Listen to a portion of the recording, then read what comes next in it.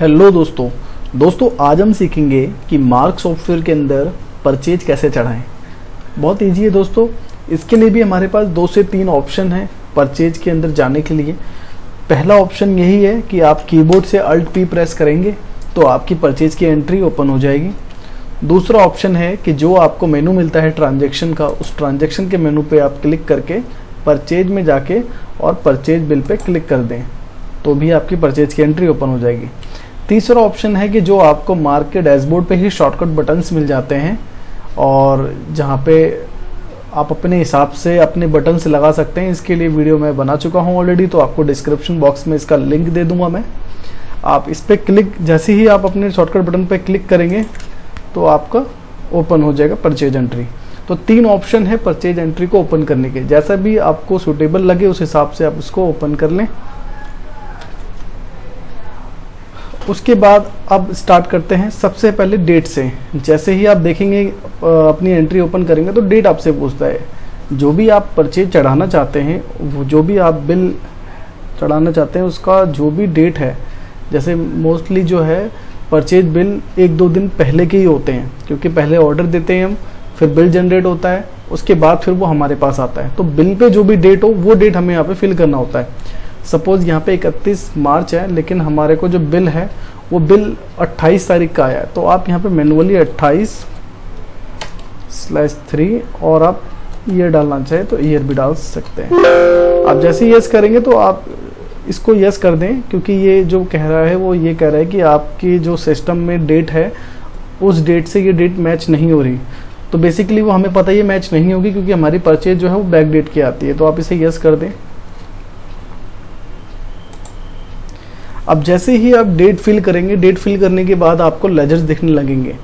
तो आपको यहाँ पे ये बताना है कि जो आपने परचेज ली है वो कौन सी पार्टी से ली है। यदि वो पार्टी आपकी पहले से क्रिएटेड है तो आप उसको डायरेक्टली चूज़ कर लेंगे। सपोज कि कुमार जनरल स्टोर है, आप इसको चूज़ कर लेंगे, यानी कि एंटर कर देंगे इस पर। ठीक है। अगर इनमें से कोई भी पार्टी नहीं है, वो पार्टी एकदम नई है, तो उस केस में क्या करेंगे, उस केस में आपको यहीं पे F2 प्रेस करना है और एंटर करना है। उसके बाद उस पार्टी की डिटेल्स यहाँ पे फिल करनी है। डिटेल्स में जैसे उसकी कंपनी का नाम, उसका एड्रेस कंपनी का, और उसके बाद उनके मोबाइल्स नंबर, GST नंबर, जो डिटेल्स चाहिए होती है कंपनी क्रिएट और लेजर क्रिएट करने के लिए, वो डिटेल आपको यहाँ पे फिल करनी है। जैसे ही फिल करेंगे तो वो आपको यहाँ पे शो होने लगेगा। हम इसको एक एग्जाम्पल में भी करके देख लेते हैं। सपोज कि एक SB जिससे हमने परचेज ली है वो SB ट्रेडर के नाम से है। यहाँ पे बाय डिफ़ॉल्ट ये सारी चीज़ें सेट है, बिल बाय बिल। उसके बाद ओपनिंग बैलेंस है तो आप डाल सकते हैं, और एड्रेस क्या है इसका, एड्रेस भी आप बता सकते हैं।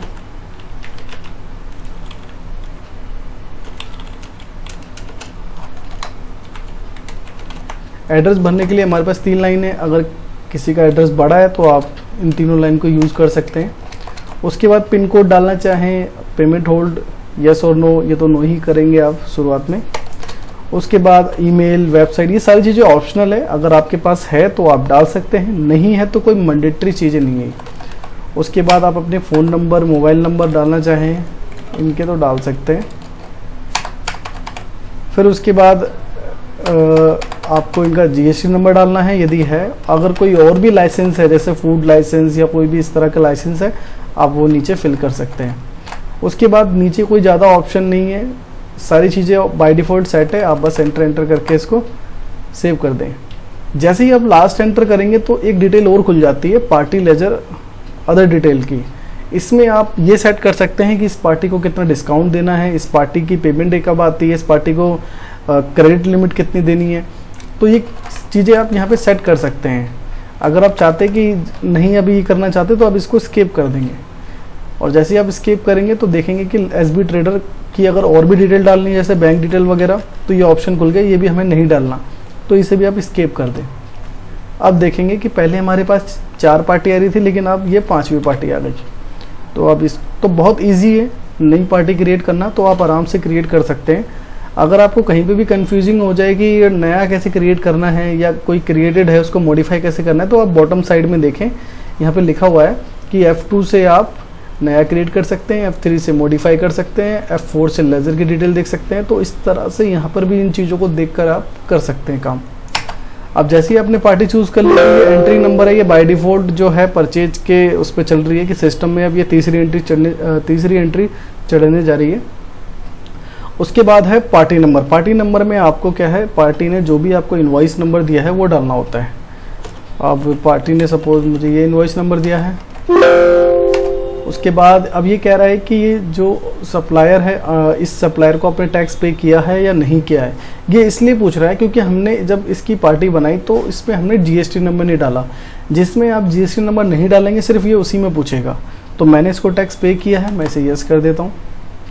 उसके बाद आपने क्या क्या प्रोडक्ट लिए हैं इनसे आप यहाँ पे बता देंगे। सपोज़ कि कुरकुरे 100 रुपये MRP वाले। अब जैसे आपका यहाँ पे क्वेश्चन होगा कि आप अगर फार्मा से हैं तो यहाँ पे बैच और एक्सपायरी का कैसे डालें, अगर आप गारमेंट से हैं तो इसमें साइज़ कैसे डालें। तो देखिए, जब आप अपनी कंपनी क्रिएट करते हैं मार्क सॉफ्टवेयर के अंदर, तो वहीं पे आप चूज़ कर लेते हैं कंपनी स्ट्रक्चर, वर्किंग स्ट्रक्चर को पहले से ही सिलेक्ट कर लेते हैं। उसके हिसाब से सॉफ्टवेयर के अंदर आपको ऑटोमेटिक सारी चीज़ें सेट हो जाती है। तो मैंने जो ले रखा है वो FMCG ले रखा है, इस वजह से मेरे को MRP वाइज दिखा रहा है। और जहाँ पे मुझे ये MRP डालने के लिए कह रहा है, अगर आपने फार्मा चूज़ किया होगा तो आपको यहाँ पे बैच और एक्सपायरी डालने के लिए पूछेगा। अगर आपने गारमेंट चूज़ कर रखा है वहाँ पे तो आपको ये साइज़ डालने के लिए पूछेगा, साइज़, आर्टिकल्स, कलर्स, इस तरह की चीज़ें। तो जो भी आप ट्रेड को चूज़ करेंगे कंपनी बनाने के टाइम पर ही, तो उसके हिसाब से ही अंदर आपको सभी चीज़ों का सेटअप मिलेगा।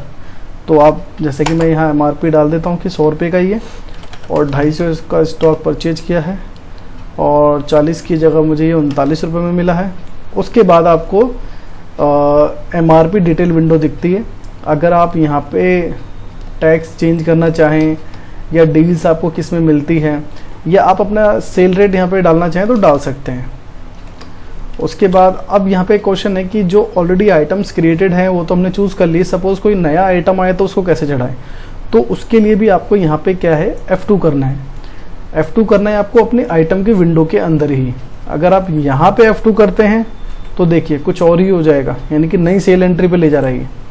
तो आपको क्या करना है, आपको एंटर करना है। जब आपकी आइटम की विंडो खुल जाएगी, ये कैसे पहचानेंगे आप, यहाँ पे आपका आइटम लिखा होगा, ये आइटम की विंडो ओपन होगी। अब यहाँ पे मैं F2 करता हूँ और मेरे पास सपोज कि कोई नया आइटम आया है,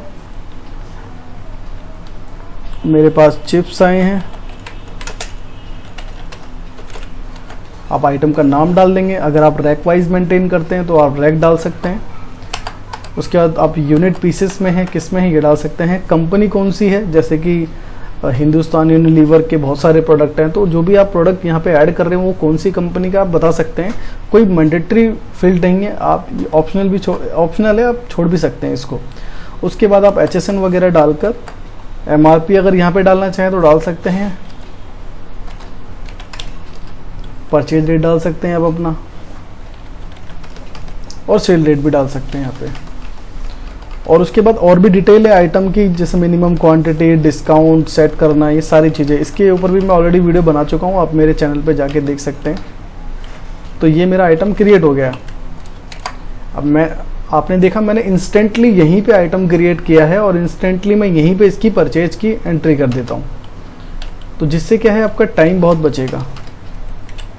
अब जब आपके सारे के सारे आइटम ऐड हो जाएं, यानी कि यहाँ पर जो भी आपने परचेज लिए, जितनी जितनी क्वांटिटी की, जितने जितने रेट की, जब वो आपके एंटर्ड हो जाएं, तो इस बिल को सेव कैसे करना है। इस बिल को सेव करना है एकदम लास्ट लाइन, यानी कि सबसे लास्ट लाइन में ये लाइन आपकी ब्लैक हो जाएगी, उसमें आपको Ctrl+W करना है।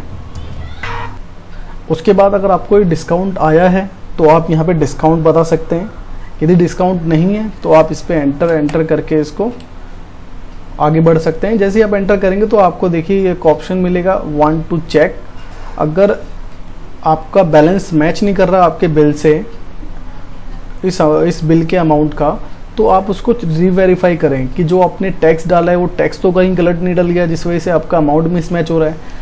या फिर आप अपने रेट चेक करें कि जो आपको रेट मिला है उसमें तो कहीं आपने कोई मिसमैच नहीं कर दिया। यदि आपकी सारी चीज़ें ओके हैं तो आप इसको नो कर दीजिए। जैसे ही नो करेंगे आप एंटर, और उसके बाद अगर आपने इस पार्टी को कैश पेड किया है तो आप यहाँ पे उस अमाउंट को टाइप कर देंगे, नहीं किया तो आप डायरेक्टली इसको एंटर करके सेव कर देंगे। अब ये परचेज जो है सेव हो चुकी है। स्केप करेंगे। अब मैं आपको दिखा भी देता हूँ। मैं जैसे स्टॉक में जाता हूँ, करंट स्टॉक, तो आप देखेंगे कि यहाँ पे स्टॉक ऐड हो चुका है। और मैंने एक आइटम जो बनाया था चिप्स 250 ग्राम, 50 स्टॉक इसका भी आया था, ये भी ऐड हो चुका है। आई होप आपको बहुत अच्छे से समझ में आया होगा कि बहुत ईजी है परचेज चढ़ाना, आइटम बनाना, पार्टी बनाना, बहुत ईजी है। तो ऐसे ही आप हमारे साथ बने रहें, क्योंकि इसी तरह की वीडियोज़ हम आपको देते हैं जिससे आप अच्छे से समझ पाएँ और अपने उस काम को कर पाएँ। Thanks for watching.